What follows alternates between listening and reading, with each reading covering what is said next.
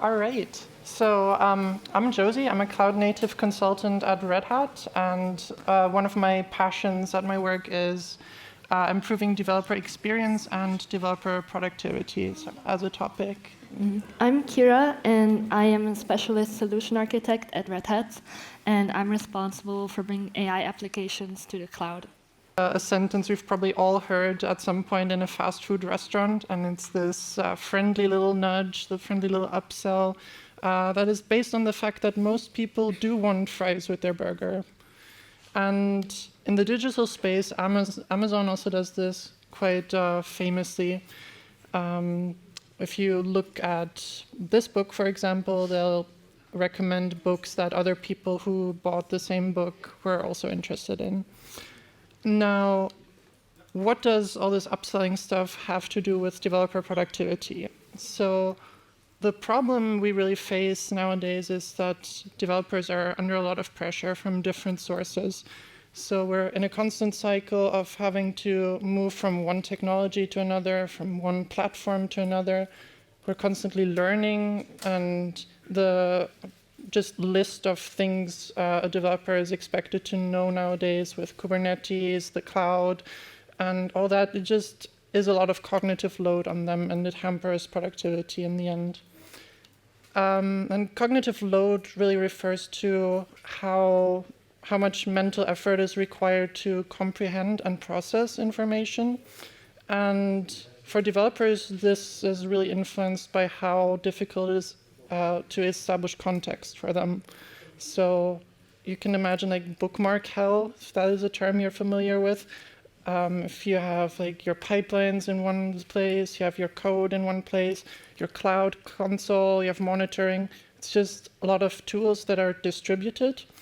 And these internal developer platforms like Backstage and also Developer Hub that sort of try to consolidate these problems. If you like think ahead one step, you sort of come like back to the beginning with the problem.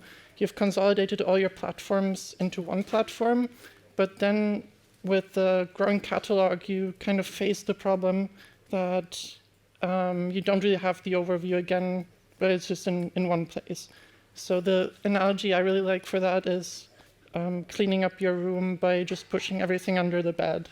So it's all in one place, but it's still not easier to find, really. So this is what this could look like in our scenario. We sort of stuck with the burger shop theme. So you might have a bunch of templates for the different menu items. And it's fine if you're a small company and you only have like 3 or 4 menu items or templates to create software to bootstrap an infra project or a software project. But if you're a large enterprise and you have hundreds of these, then it's really difficult for developers to actually find the things that are relevant to their work. And yeah, the complexity really just increases with the amount of information you put in there. So how we try to solve this is to bring in AI into the equation. So all of this runs in one Kubernetes or OpenShift cluster. And I wrote a generic analytics API for Backstage that captures the user interactions with the platform. And those events are captured in a serverless function. There's some pre-processing. It gets written to a Redis database. And then Kyra does her AI magic in OpenShift AI. And the information is fed back to a front-end plugin. And that then looks like this. It's still a little bit ugly because it's a POC. But basically, you get recommendations that if you ordered certain things, then we assume those things will be relevant to you. And you see the thumbs up and thumbs down part, that is the feedback. And we sort of try to iteratively train the model based on the feedback. So that is the red loop that goes through the platform again. Great. Thanks. Sorry. All right, so let's talk a bit about the predictive mechanism behind all of this. I want actually first to start off a bit by explaining what we are predicting. So we have had the analogy, if a customer orders fries, what is the next thing they will most likely order? But if a developer does a template or chooses this certain template, what is the most likely thing that he will do next or she will do next? And how can we help this? So first, we have this excerpt from Josie's Redis database. We have an ID from a developer. We have an action, so for example, click, navigate, and we have a button or a subject. This can also be a certain, like a scrolling field, something else, and this we categorize as an event. We have only now, because we have bought this data, we haven't had the chance, because this product is quite new, we haven't had a chance to use it with a real team yet. But basically, we have structured them from golden paths to just see the efficacy of this whole approach and to see if it works or not, if we can predict the next event in this chain. So, a bit of EDA. So we have logged 7 different kind of users with different permissions, and this is important because not everyone is an admin, not everyone has all the rights, so different actions are prohibited for other users. We had 1,250 logged interactions, 51 chains of events, and 65 events, so action and subject combinations, which, as I said, they were modeled after 12 golden paths. And this happened with training data, so these golden paths that were botted basically, but also with some spontaneous interactions from Josie.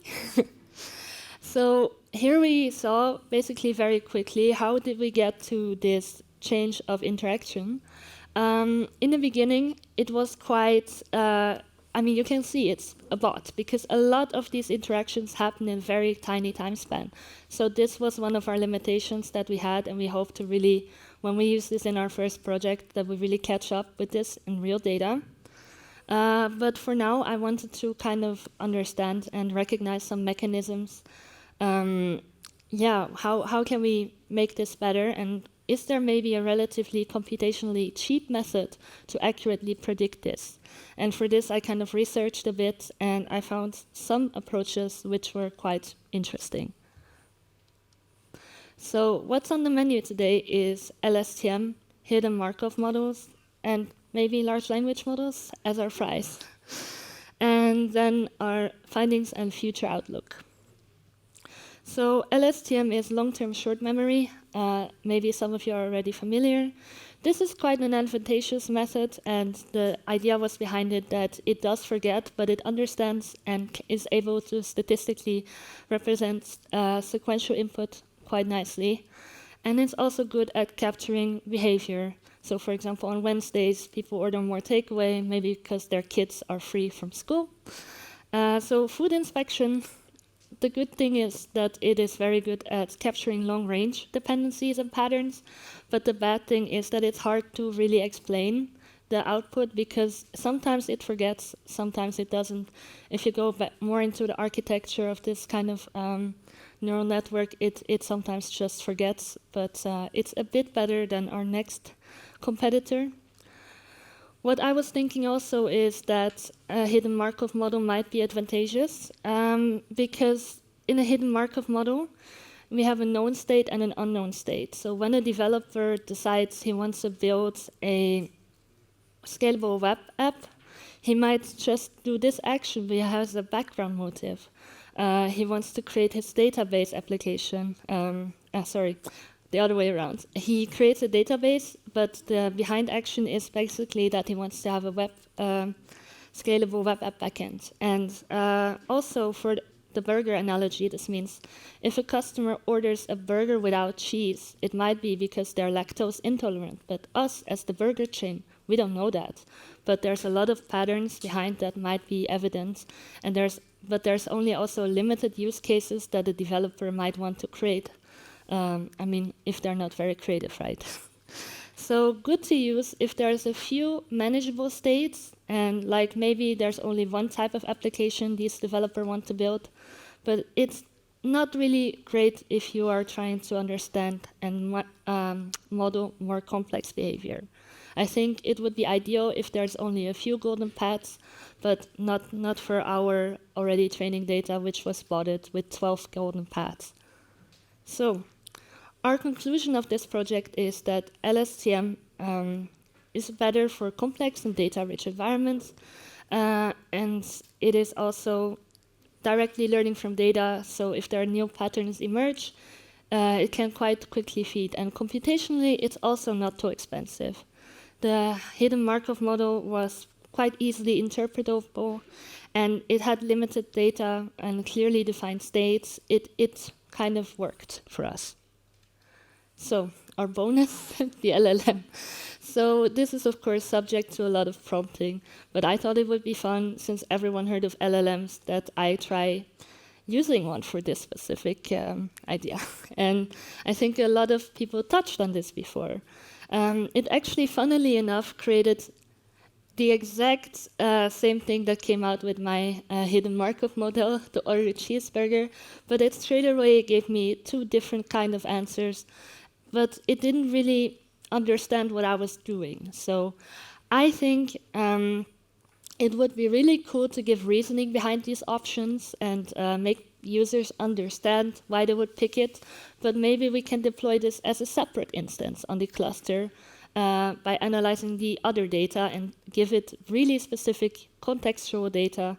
And but what is definitely a con is that these transactions are very expensive. There's a lot of queries you need to do, and the context length definitely also plays a role. If you maybe have a very long document and you're doing a lot of complex different steps, this really gets expensive quite fast. Because, for example, if you give your whole code base back to this to a certain LLM, it costs maybe even already 10 cents per query. So also for hosting it yourself, the cost aspect is definitely a very important one. So what are our outlooks? For our data set, HMM was not really optimal. It was already really hard to understand how to actually evaluate this model, because previously unseen sequences appear. It basically already directly says no. I cannot predict for you. But the LSTM was surprisingly good. With this little data that I just showed you, already 60% accuracy was achieved. But of course, we want to actually test this on real-world data. LLM, as I said before, would be a good idea to add some explanation or possible discovery for developers who might want to learn more about certain actions and buttons. And the outlook is to add more context and add real user data from an upcoming project. All right, this is our GitHub. So it's all open source if you want to play around with it. It's not production ready, as said. It's more like a POC at this point, but we'll keep working on it. And if you're excited to see a demo and you're from Zurich, we have another talk in Zurich at KCD Rejects. Yeah. And we'll give a demo there. Mm-hmm. So now back to you. Seems like